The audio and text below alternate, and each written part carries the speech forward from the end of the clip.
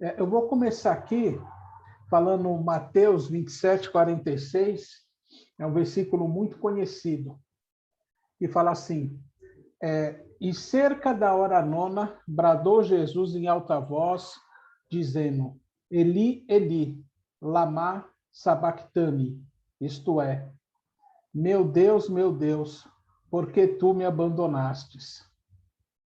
Deus amado, Deus misericordioso, eu te peço, Senhor, cerca todas as casas que estão aqui representadas com muralhas de fogo. Coloca anjos, Senhor, com espadas embanhadas em volta de todos nós e cubra-nos com o teu sangue, Senhor.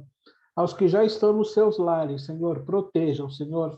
Aos que estão chegando, Senhor, faça um corredor de anjos até a casa deles, Senhor. Torna-os invisível aos nossos inimigos, Pai. É que eu te peço e te agradeço em nome de Jesus. Amém. Quantas vezes você já proferiu essa frase? Meu Deus, por que me abandonastes? Infelizmente, eu já falei isso várias vezes, né? Muitas vezes eu achei que a minha dor ela estava acima de suportável, né? E aí depois eu paro, penso, mas eu falo, mas que catso, né? Eu repito essa frase, né? Sendo que eu não passei, não vou nem colocar porcentagem de tão ínfimo que é, né? Pelo que Jesus passou, né? E não é porque nós somos usados no nome dele, no nome de Jesus, que nós temos o direito de nos colocar no mesmo patamar que ele, né? Uma vez eu estava assistindo uma pregação na televisão que o pregador pegou, parou no meio da pregação, fechou os olhos e falou: não, Espírito Santo, agora eu estou ocupado, depois a gente conversa. O tamanho é o absurdo que chega a algumas pessoas, né? Mas só que Paulo, né, o apóstolo Paulo, ele fala na carta que ele enviou a Filipos, né, no capítulo 2, dos versículos 5 ao 11, ele fala assim: que haja em vós a mesma mente que houve também em Cristo Jesus, que sendo em forma de Deus, não teve por usurpação ser igual a Deus, mas fez-se sem reputação, tomando sobre si a forma de um servo, fazendo-se semelhante aos homens. E achando na forma de homem, humilhou-se a si mesmo, sendo obediente até a morte e morte de cruz. Pelo que também Deus o exaltou altamente e lhe deu um nome que está acima de todo nome, para que, ao nome de Jesus, se dobre todo o joelho das coisas nos céus e coisas na terra, e coisas embaixo da terra, e para a glória, e para que toda língua confesse que Jesus Cristo é o Senhor, para a glória de Deus, o Pai. Então, vamos lá, né? Eu estou achando que a minha luta está muito pesada, né? Acho que Deus não está sendo justo comigo, né? Aí eu faço... Então, eu abro a Bíblia, né? E falo assim, meu Deus, me vem com uma palavra de refrigério, né? Porque se você não me der uma palavra, eu vou morrer. Mais ou menos assim como a mãe do profeta Samuel disse lá, quando ela estava orando, né?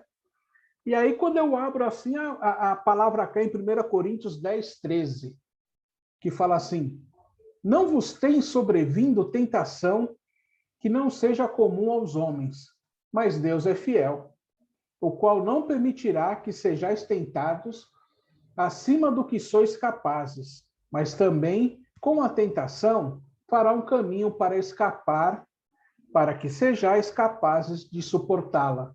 Alguém aí se identifica? Gente, Deus ele não está aqui para nos proteger, né?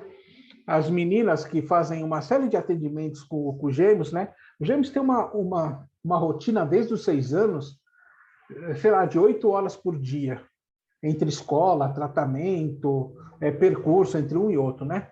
Então, às vezes, as meninas, né, as profissionais, eu chamo de meninas, né? Mas são as profissionais, do CAPS, as psicólogas, o pessoal do posto, da PD, elas vivem falando para mim que, às vezes, quem precisa de médico sou eu, e não eles. De tanto que eu os protejo. E vocês vão entender por que eu estou usando eles como exemplo.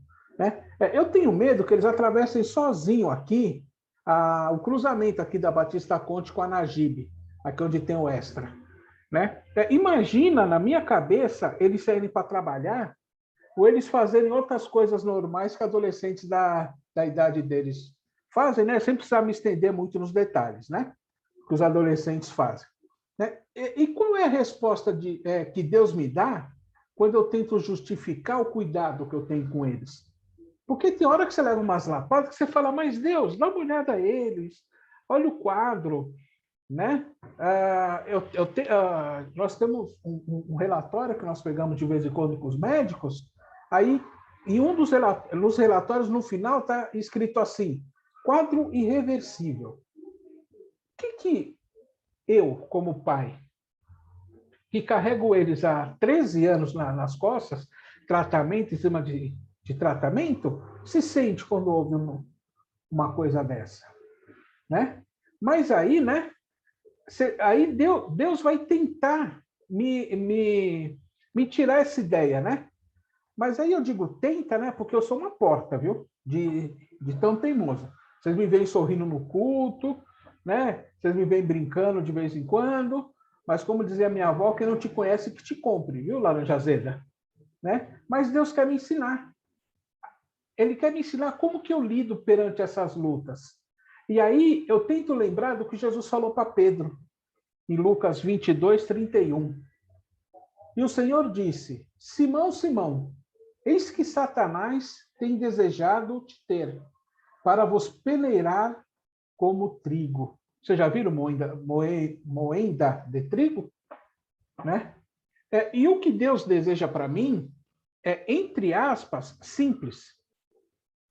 Afinal, como eu disse um pouquinho acima, ele tem certeza que eu aguento o que eu estou passando.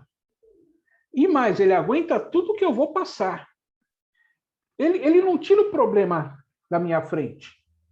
Ele ora para que eu tenha forças para suportar essas lutas e as vindouras também. Né? Aí agora quem está aqui assistindo ao vivo ou vendo a gravação, né, desse culto vai falar assim, ô Cabeção, ô Luciano Cabeção, porventura Deus ora por alguém? É uma pergunta justa. Mas o versículo 32, ele responde para mim e para você. Isso, ele fala assim no 32.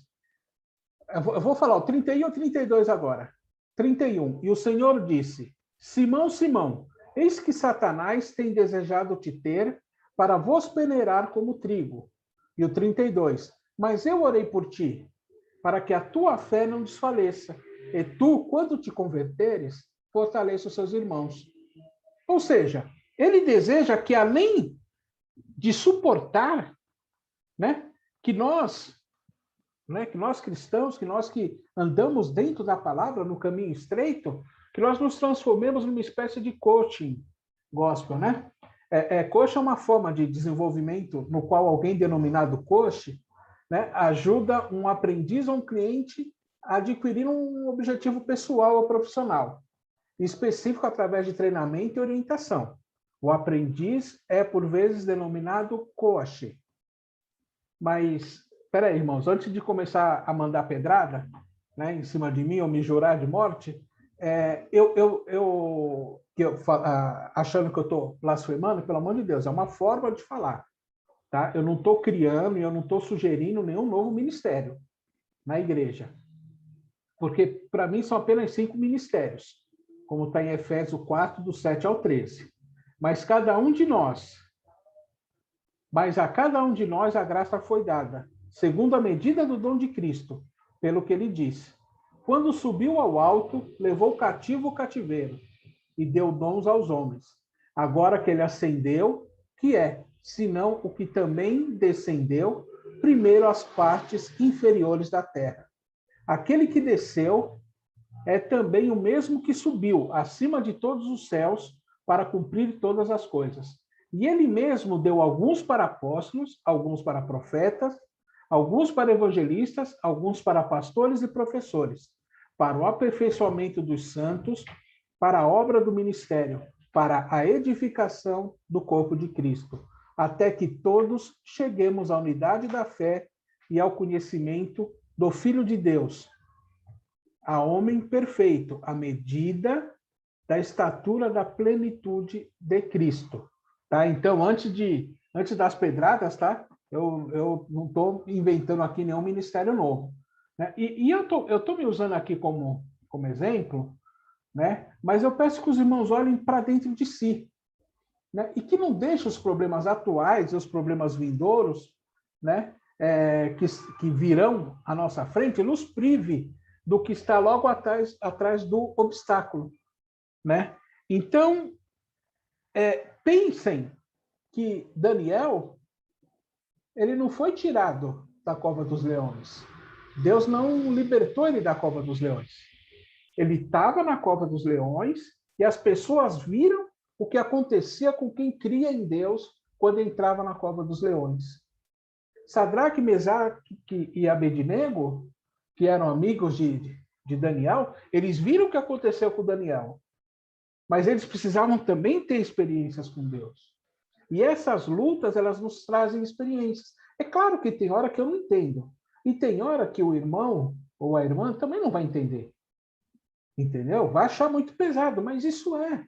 Pô, entrou 3 homens na fornalha. A fornalha estava tão quente que quem foi jogá-los na fornalha morreu queimado antes de entrar.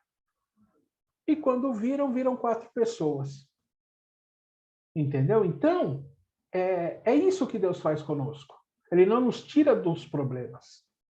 Ele nos mantém nos problemas, ele nos mantém no deserto e ele está do nosso lado.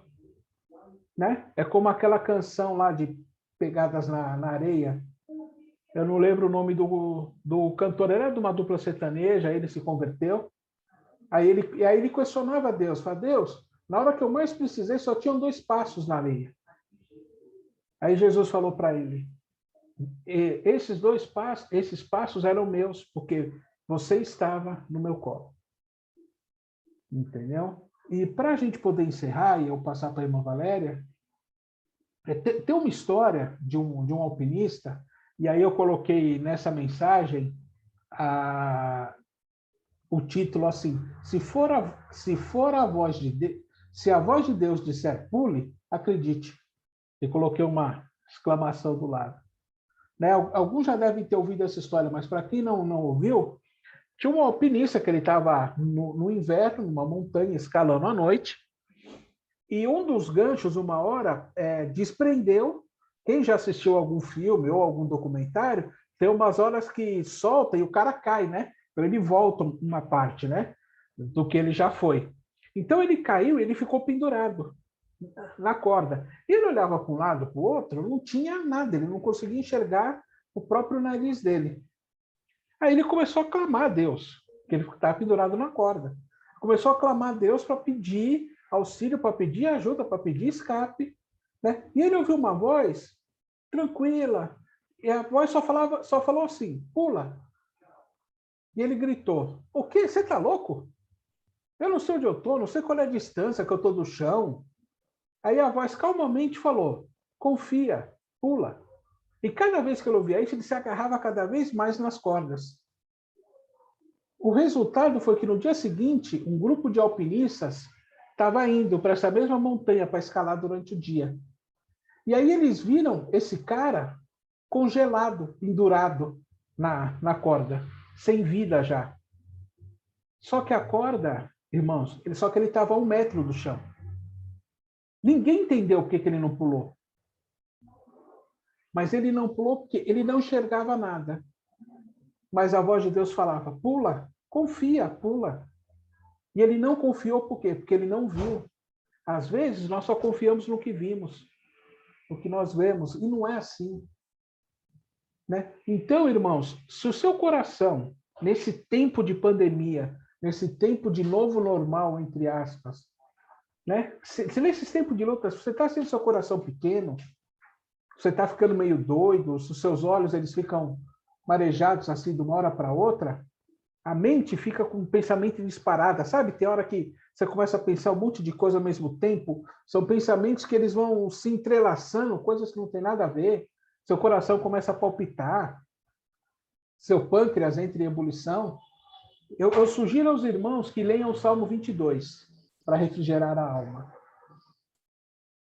Eu gostaria muito que os irmãos tomassem isso para ti. Alguém que está com o coração pesado, leia o Salmo 22, que ele começa mais ou menos como esse aqui, né? Deus meu, por que me abandonastes? E a partir daí ele vai desenvolvendo. Gostaria de agradecer a oportunidade